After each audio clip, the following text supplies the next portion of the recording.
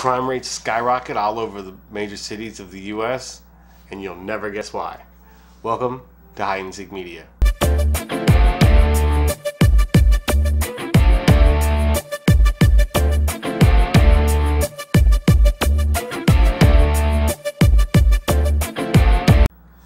Hey guys, thanks for tuning in and welcome to Hide and Seek Media. I'm your host, Carl Hyde.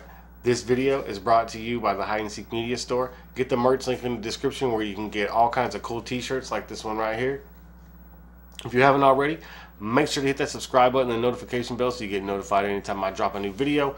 Smash that like button. Leave a comment down below. Let me know what you think about this video and the topic, and let's get into it. Alright, so today we're talking about how crime in the U.S., how it's skyrocketing in major cities all over, and what is the cause of it, right? So LA, Chicago, and New York have all seen major spikes in homicide rates and shootings since 2020. And a lot of that can be attributed to the number of riots that have been happening in those cities since the pandemic, well, really since the death of George Floyd. And I'm really not going to get into that in this video. I have my own opinions on that matter, which maybe we'll do another video on that at another point in time. But I will say that it looked bad, and Chauvin definitely shouldn't have been on him for that long. But I don't know. It could have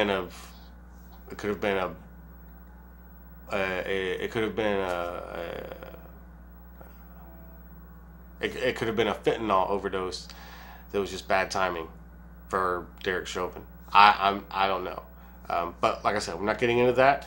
What we're getting into today is the dramatic spike in crime all over these major cities, right? So LA has seen a 33% rise in crime.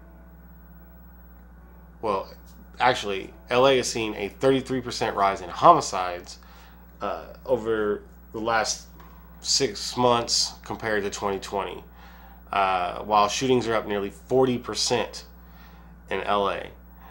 In New York, the numbers are relatively the numbers for homicides are lower in New York. The number of homicides to date are up about 14%. Numbers probably maybe a little higher than that now, but it's 14% higher than it was in 2020.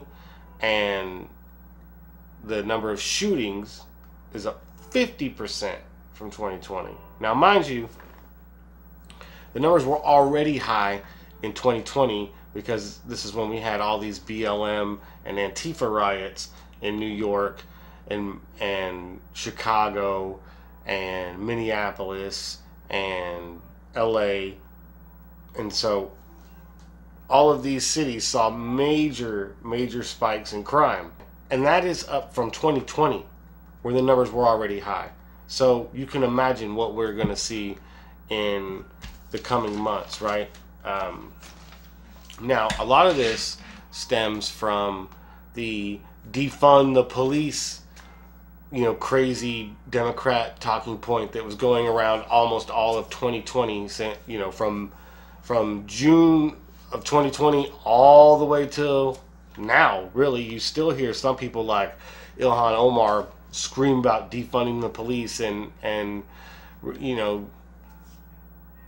completely abolishing the police department altogether, which obviously is really stupid. But as you can see in these major cities where they did defund the police departments, the numbers are still skyrocketing. You have LA, okay? They cut their budget by $150 million, right? They dropped the number of police officers down. They dropped the number of police officers like by 10%, okay?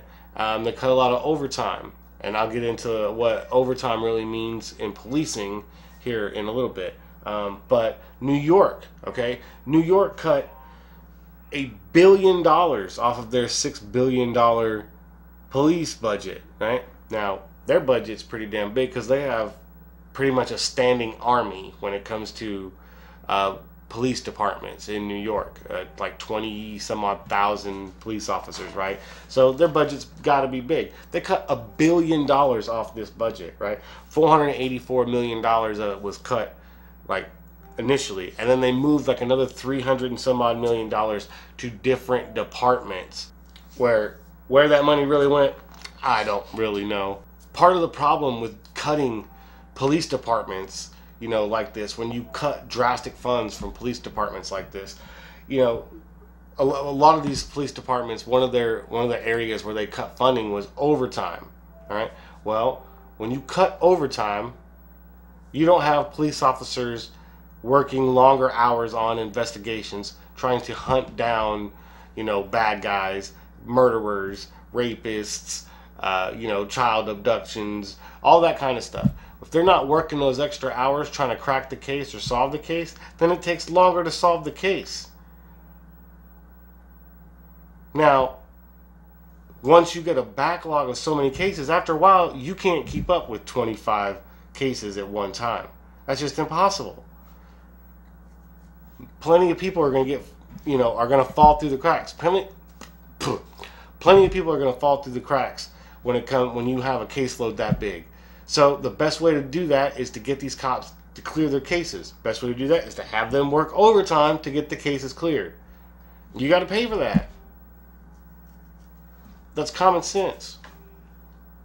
But we're not talking about common sense here. We're talking about Democrats, right?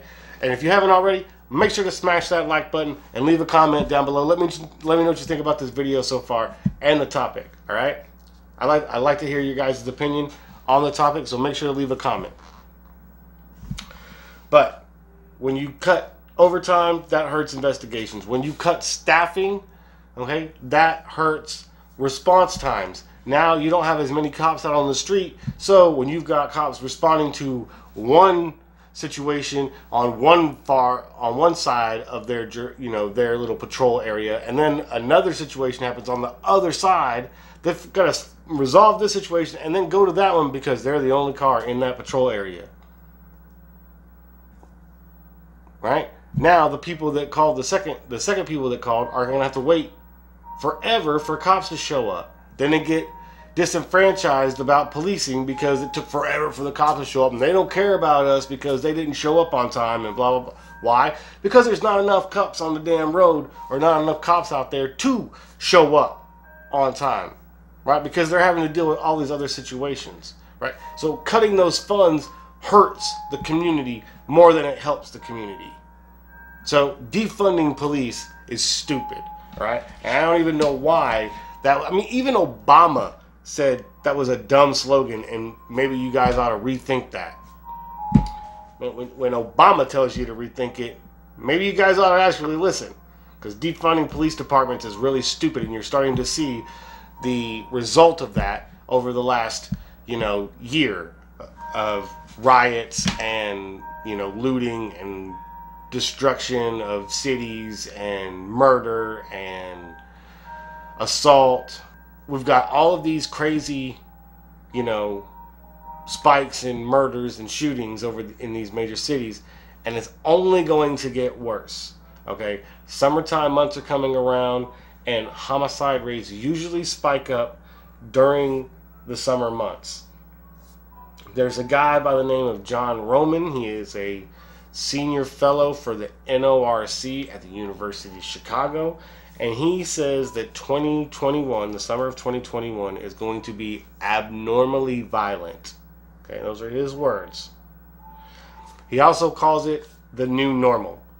Now, I've never heard of the guy before, but Axios seems to think he's good enough to quote and put in their story, so we're going to use him here. All of these major cities who defunded their police departments are now going to be in for a brutal summer.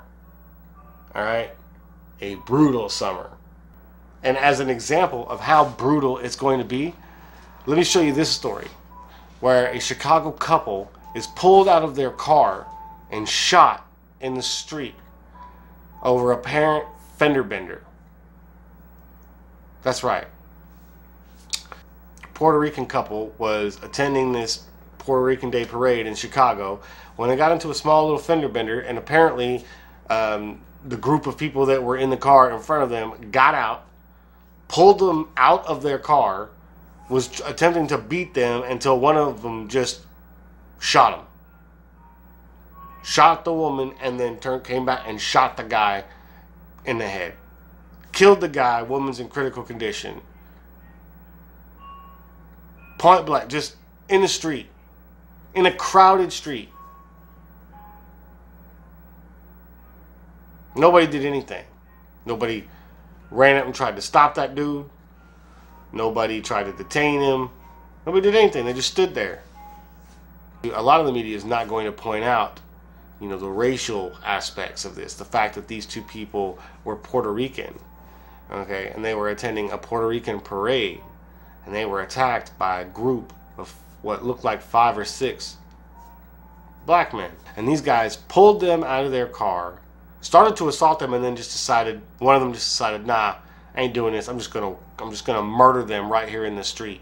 I'm gonna execute this man trying to protect his girl, trying to protect the mother of his kids. Just got executed in the street. And we're just gonna, you know, type up another article about it, move it on, like, oh, another shooting in Chicago. No, man. That's, these people were 24 and 25 years old, man. 24 and 25 years old, had 2 kids. Probably trying to do something with their lives. I don't know. I don't know much about them. But I know they didn't deserve to be drugged out of their car and executed in the street. What's that a result of? Well, in my opinion, that's a result of defunding the police. Right? That's a result of arresting people for crimes and then not prosecuting them for them and letting them go back out on the street and then letting them commit more crimes. Okay? That's what that's, to me, that's what that's a result of. But to some people, it's a result of, now wait for it, here comes the punchline. It's a result of white supremacy. That's right. You heard it here. Black people and Hispanic people and Asian people, when they attack other people of color or of a different race, it's because of white supremacy. Oh, that's right, ladies and gentlemen. You heard it here. That's right, ladies and gentlemen. All race-related crime in the U.S. stems from white supremacy. That's right. According to the current president of the Association of Asian Studies, right, who specializes in Asian American culture,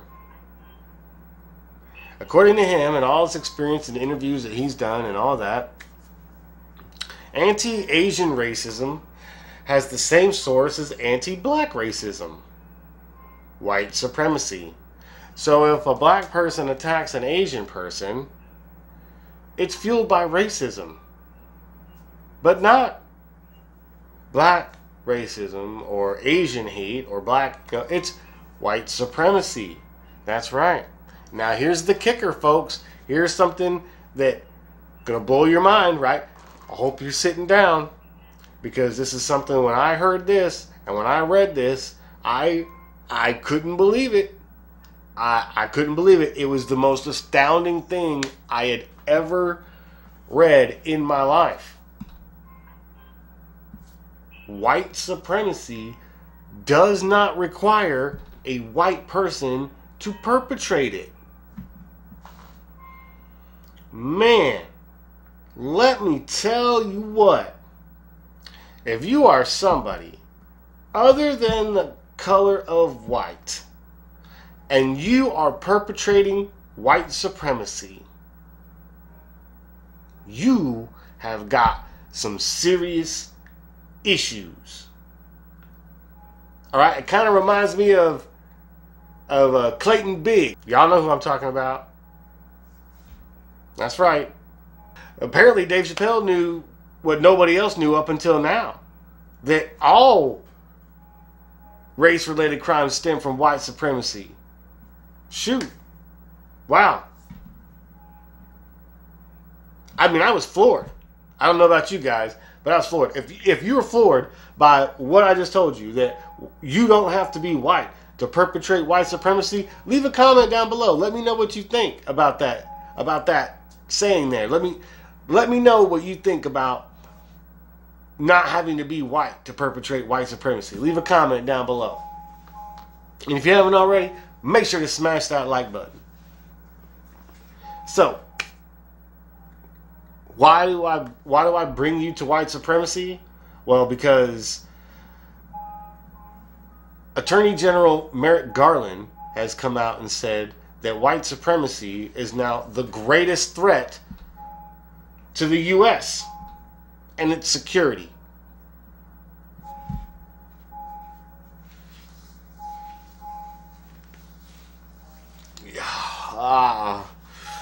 You know, it drives me insane sometimes.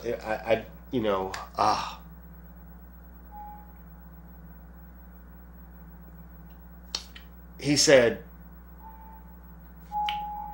that the January 6th riot, okay, was the most dangerous threat to democracy he had ever seen. Now, I'm going to tell you that, first of all, the January 6th riot was bad because it didn't accomplish its goal. Okay? BLM's riots, Antifa's riots, they're accomplishing their goals. They got police departments defunded. Crime rates are now up. Hell, they had an autonomous zone in Seattle for 6 weeks, right? Or however long it was, couple of months, I don't know, right? But their riots worked. The problem with January 6th was they were instigated by outside influencers and possibly even the FBI. But that's a whole nother story that we may get into later. So make sure you stay tuned, or make sure you hit that subscribe button and the notification bell so you get notified when that video comes out. Right? But so Garland says that the January 6th riot was the most dangerous thing to democracy he's ever seen. Merrick Garland is the prosecutor who prosecuted Timothy McVeigh. So for me, when you say the January 6th riot was the most dangerous thing to democracy you've ever seen, when one person was actually killed during that riot, and she was killed by a Capitol police officer, I have a problem with it. What Timothy McVeigh did to this country was a hell of a lot more dangerous to democracy than some people being let into the Capitol building and wandering around like they were on a guided tour.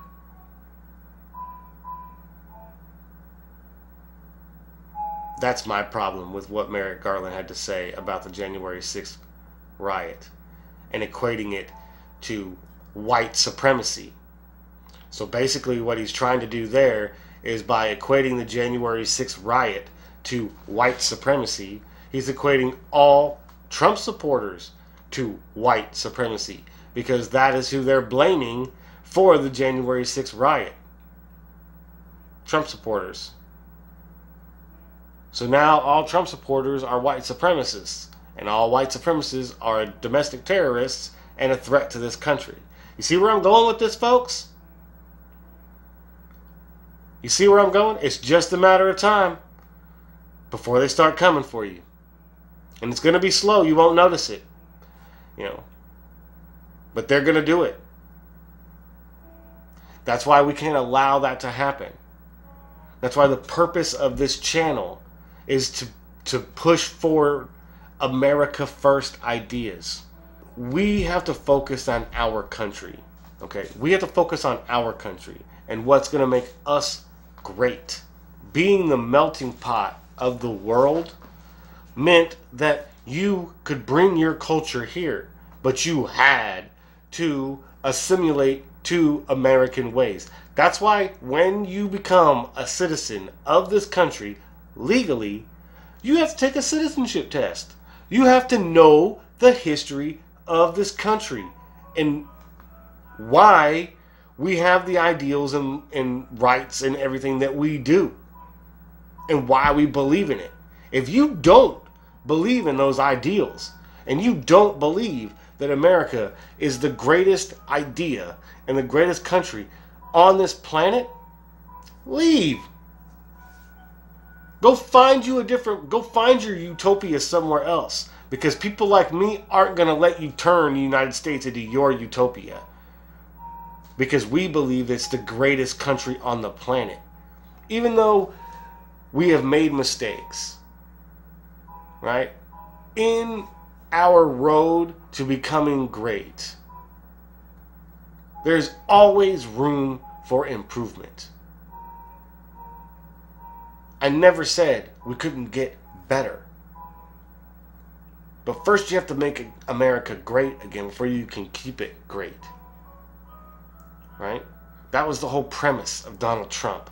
Make America great again. Get us back to the forefront of manufacturing. Get us back to the forefront of, high wage earners. Get our companies back here producing jobs for Americans. Producing high wage jobs for Americans. Joe Biden's policies are moving all those jobs back to Mexico, back overseas. But white supremacy is the root of all evil in this country. And if you voted for Donald Trump, you're a white supremacist. But if you made it all the way to the end of this video, thanks for tuning in. I appreciate it. If you haven't already, hit that subscribe button and notification bell so you get notified anytime I drop a new video. Smash that like button. Leave a comment down below. Let me know what you think about this video and the topic. And I'll catch y'all later. Peace.